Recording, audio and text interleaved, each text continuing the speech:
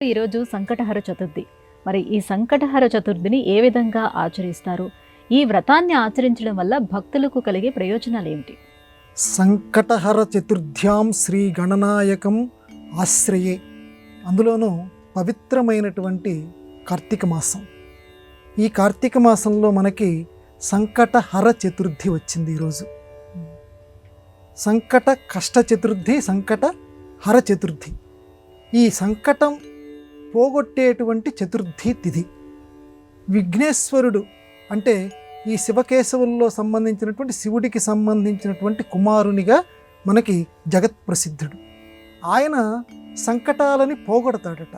అంటే శివుడే సంకటాలని పోగొడతాడు వినాయకుడి యొక్క రూపంలో. ఏమిటండి సంకటాలు పోగొట్టడం అని అంటే, సంకటము అని అంటే నాకు ఇప్పుడు సంకట పరిస్థితి ఏర్పడింది అని అనుకుంటుంటాం. లోకంలో ఏదైనా ఒక వ్యవహారం చేయాలనుకుంటే అది చెయ్యాలా, ఇది చెయ్యాలా, ఏం పాలు పోవటం లేదు, నాకు సంకటం ఏర్పడింది. ఇట్లాంటివి రాకుండా ఉండాలి అని అంటే ఈ పవిత్రమైన కార్తీక మాసంలో అన్ని రోజులు మంచివే. అందులోనూ ఈరోజు ఈ సంకటహర చతుర్థి నాడు వినాయకుడిని మనగా పూజ చేస్తే, ఏమండి శివుణ్ణి పూజ చేస్తున్నాం కదా రోజు, మళ్ళీ ప్రత్యేకంగా ఈరోజు వినాయకుడిని పూజ చేయటం ఏమిటి అని అంటే, ఒక్కొక్క పని కావాలంటే ఒక్కొక్క అధికారి దగ్గరికి మనం ఎలా వెళ్తామో, ఊళ్ళో ఉన్నటువంటి ఎంఆర్ఓ గారి దగ్గరికి వెళ్ళి అప్లికేషన్ ఇచ్చిన తర్వాత అక్కడ పని కాకపోతే కలెక్టర్ గారి దగ్గరికి వెళ్తాం. అలాగే ఒక్కొక్క పనికి ఒక్కొక్కరిని అధికారిని నియమించారు. కాబట్టి విఘ్నాలు పోగొట్టేటువంటి పని గణనాయకుడిగా వినాయకుడిని తండ్రి గారైనటువంటి శివభగవానులు ఏర్పాటు చేశారు. అందువల్ల వినాయకుడినే ఈరోజు కొలవాలి మనం. మామూలుగా కార్తీక మాస పూజలన్నీ చేసుకుంటూ వినాయకుడిని ప్రత్యేకంగా కొలిచి సంకటాలని పోగొట్టవయ్యా అని మనం ప్రార్థన చేయాలి.